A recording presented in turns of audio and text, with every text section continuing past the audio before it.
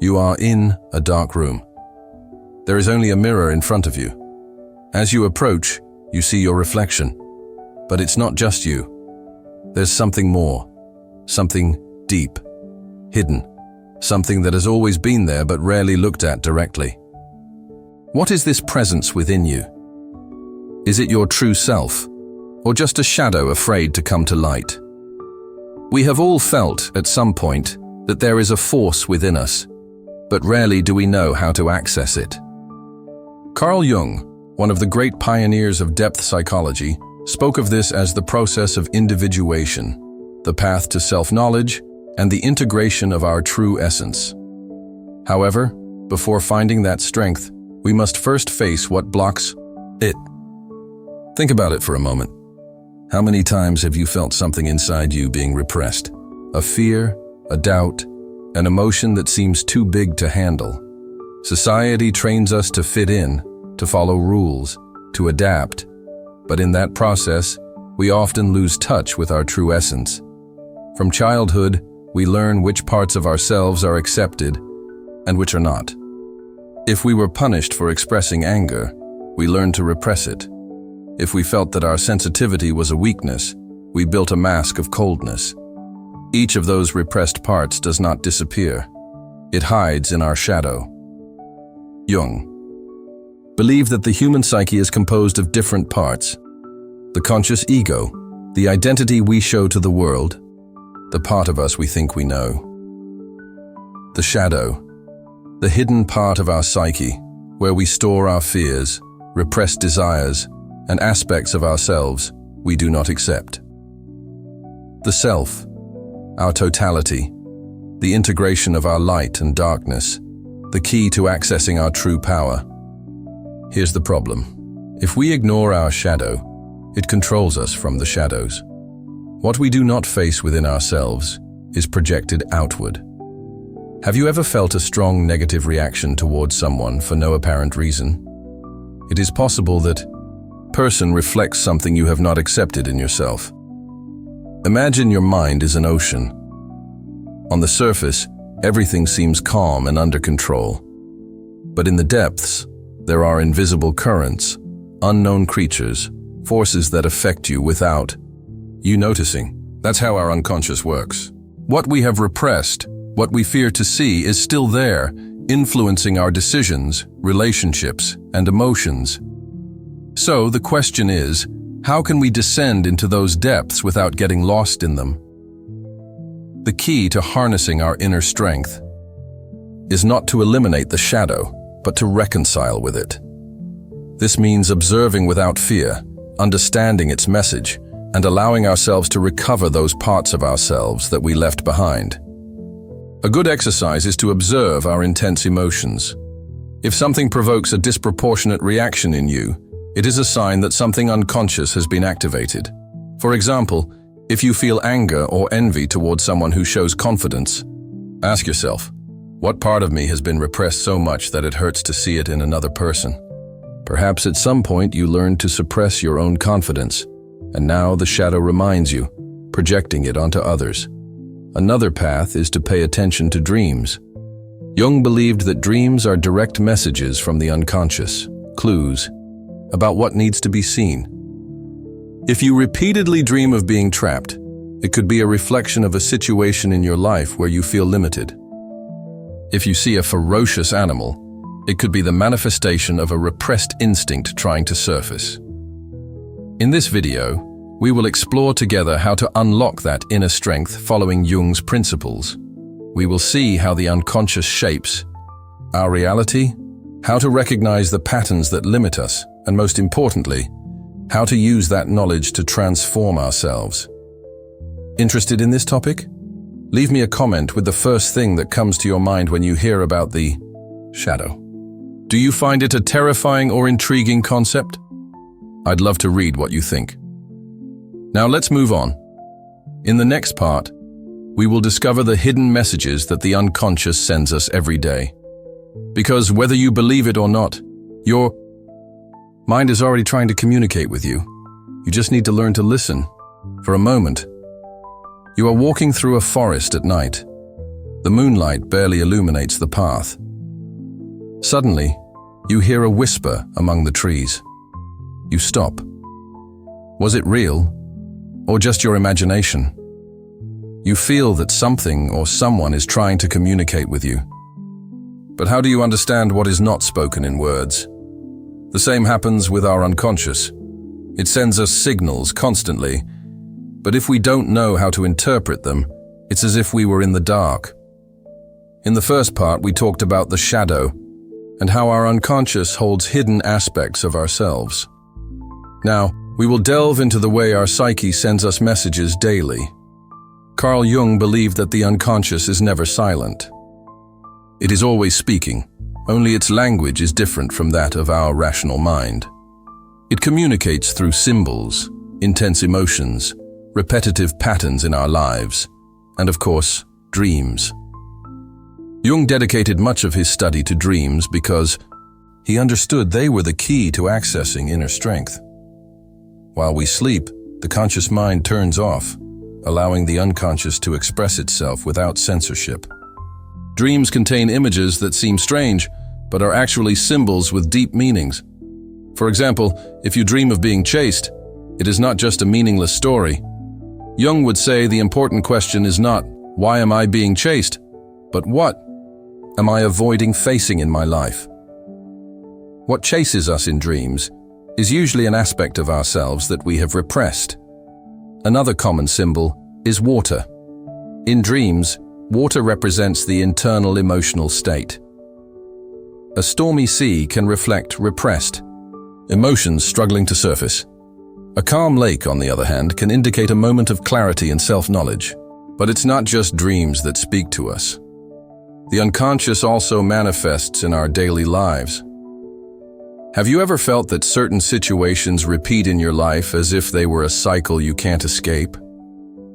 Maybe you always attract the same type of people, face the same challenges, or react the same way to certain stimuli. This is not a coincidence. It is the unconscious trying to get your attention.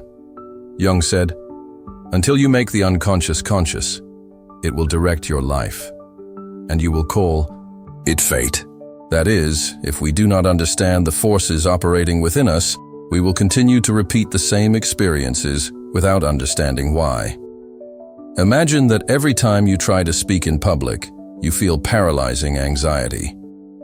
You might think that you are just like that, but if you dig deeper, you might discover that in your childhood, you were criticized or shamed for expressing your ideas.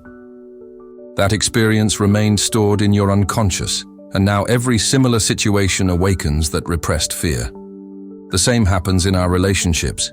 If you always attract partners who make you feel ignored or undervalued, it is possible that, deep down, there is an unconscious belief that you do not deserve to be seen. It's not that life is against you, but that you are projecting onto others what you have not recognized in yourself. Another key concept in Jungian psychology is synchronicity. Jung describes synchronicity as the meaningful coincidence of external events with internal states. It is when you think of someone, and suddenly they call you. Or when you find a book with just the answer you needed at a crucial moment in your life. Jung believed that these events were not mere coincidences, but signals that the unconscious and the external world are connected in ways we cannot understand with logic. It is as if our psyche, in search of answers, attracted experiences that guide us to what we need to discover. So here's a challenge. For the next week, pay attention to the signals from your unconscious. Do any symbols repeat in your dreams? Do you notice patterns in your relationships? Have you experienced synchronistic events that seem too exact to be coincidences? The unconscious does not shout, it whispers. But if you learn to listen to it, it will show you the path to your true inner strength. Not because something external has changed, but because within you, a transformation has occurred. You have begun to see the world with different eyes, understanding that every emotion, every challenge, and every obstacle is a sign from your own unconscious. It is as if, suddenly, you had a map to navigate your life. In the previous part, we explored how the unconscious communicates with us through dreams, repetitive patterns, and synchronicities. But knowledge, by itself, does not change our lives. The key is integration, applying this wisdom to our daily lives so that our inner strength is not just an abstract idea but a lived reality. Facing the shadow is not a comfortable process. It requires honesty and courage. It means looking directly at our insecurities, angers, fears, and repressed desires, without judging or repressing them. But how do we do this in practice? Here is a simple yet powerful exercise: observation without reaction. Throughout the day, every time you feel an intense emotion, instead of acting immediately or ignoring it, stop. Ask yourself, what exactly am I feeling? Do not limit yourself to general labels like anger or sadness. Is it frustration, fear of rejection, shame? What is the root of this emotion? Is it a genuine reaction to what is happening now? Or is it a reflection of something deeper, perhaps from a past experience? What would happen if I accepted this emotion instead of rejecting it? Remember, what you deny controls you. What you accept sets you free. This exercise is not about repressing or overanalyzing what you feel, but about creating a space of awareness before reacting automatically. Jung spoke of the persona, the social mask we use to interact with the world. We all have one. It is the version of ourselves that we show in different contexts, at work, with family, with friends. The persona is not bad. It helps us function in society. But if we identify too much with it, we lose touch with our true essence. Ask yourself, how much of what I show to the world is really who I am?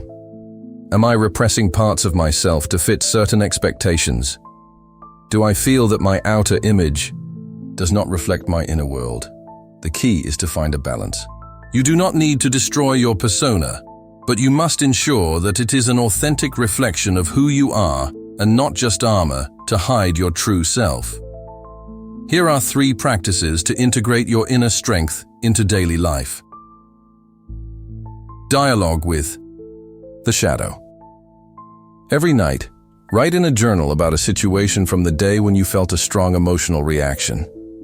Instead of judging it, imagine your shadow is speaking to you. What would it say? What does it want you to understand? Change the internal narrative. Every time you tell yourself, I can't, this is too hard, or I always fail, pause. Ask, who is speaking? Often these phrases come from beliefs implanted in childhood or past experiences that no longer have power over you, unless you give it to them. Challenge your patterns. If you realize that you always react the same way to certain stimuli, change the script. If you tend to avoid conflict, try expressing what you think clearly. If you always stay in your comfort zone, take a small step outside of it. Growth occurs when you allow yourself to experience something different. There is no end point to this journey. According to Jung, individuation is not a state we achieve, but a path we walk throughout our lives. The important thing is that with each step you take, you recover more parts of yourself, integrate more of your shadow, and come closer to your true power. At first, you only see the other person.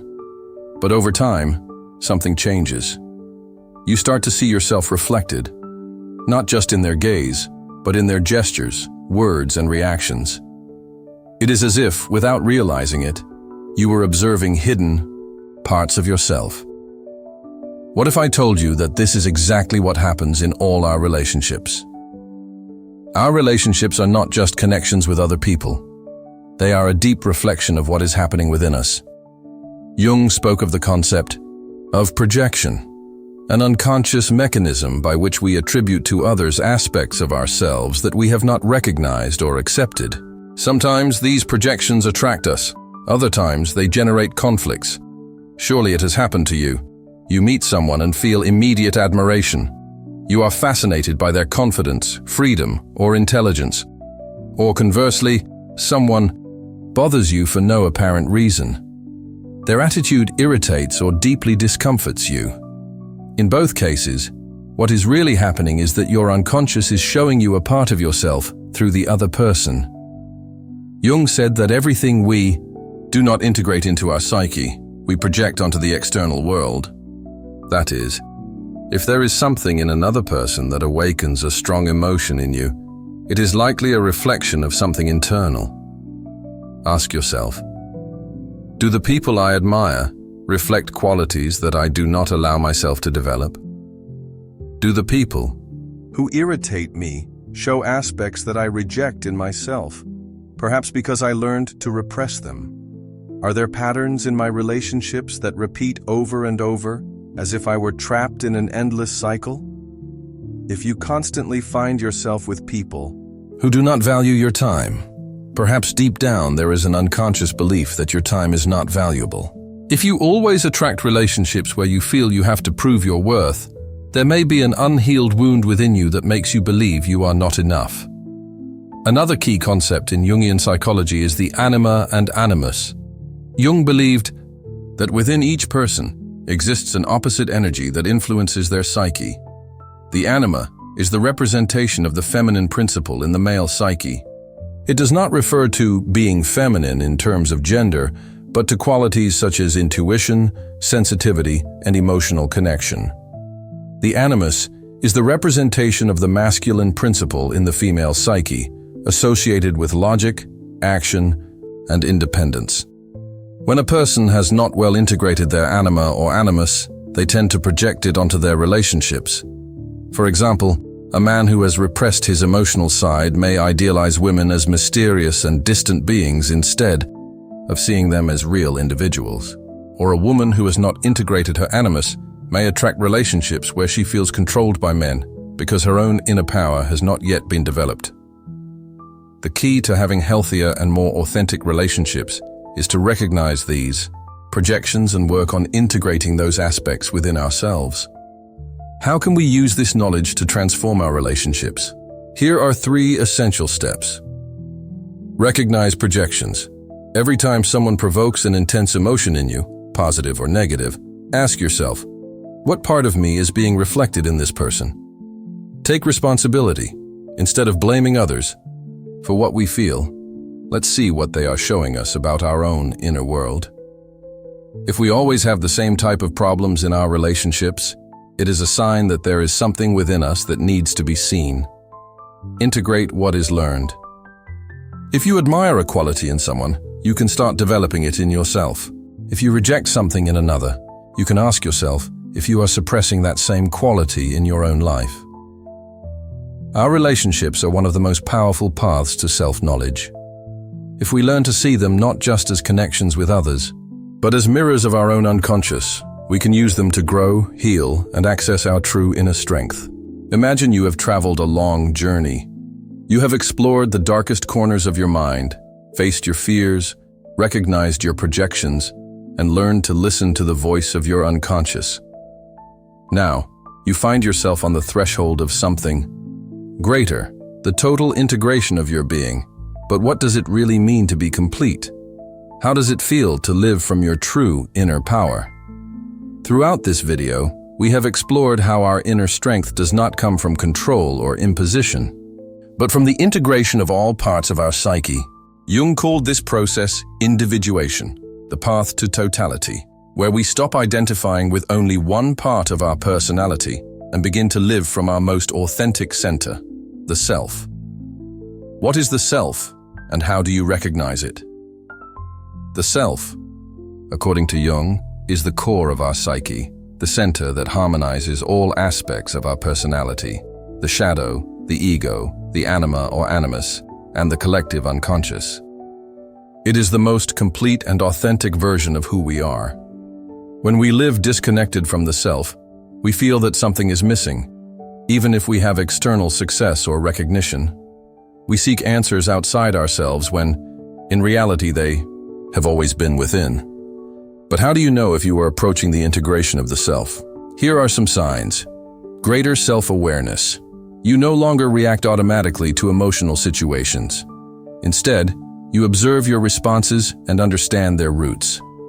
Fewer projections onto others. Instead of blaming or idealizing others, you recognize what each relationship teaches you about yourself. Sense of purpose. does not mean you have all the answers, but you feel that you are walking in a direction that is meaningful to you. Inner peace amid chaos. Not because life is perfect, but because you have learned to trust your own inner strength to face any challenge. Knowing all this is just the first step. The real challenge is applying it in your daily life. Here are 3 practices that can help you on this path. Listen to your intuition. Your unconscious always sends you signals. Whether through dreams, synchronicities, or internal sensations, learning to listen to it is key to connecting with the self. Embrace uncertainty. Individuation does not mean having everything under control, but trusting that, even if the path is not always clear, each experience has a purpose in your development. Be who you really are, without fear. The greatest sign that you have integrated your inner strength is when you no longer need external validation to feel complete. When you can show yourself as you are, without masks, without fear of judgment, knowing that the only approval that really matters is your own. The journey does not end here. This video has been just a portal to a deeper understanding of yourself. Jungian psychology gives us tools to decipher the mysteries of the mind and discover our true potential, but the exploration never ends. If this journey has resonated with you, I invite you to continue exploring the fascinating psychology of the unconscious, interpersonal relationships, and the dynamics of the mind in our next videos. Subscribe, leave your comment, and tell me, what did you discover about yourself in this process? What part of your unconscious do you feel needs to be integrated? See you in the next video. Keep exploring, keep growing, and remember, your greatest power is already within you. You just need to awaken it.